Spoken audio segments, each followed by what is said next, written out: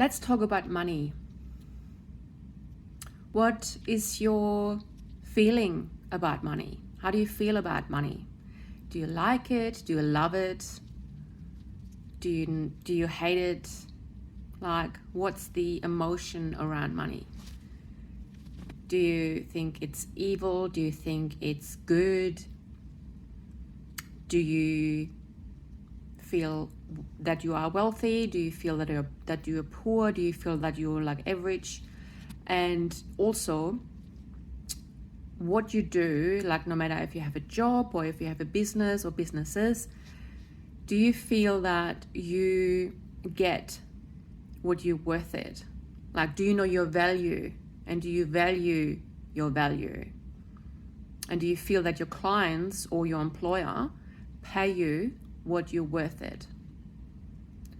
So my question to you is, what is your relationship with money?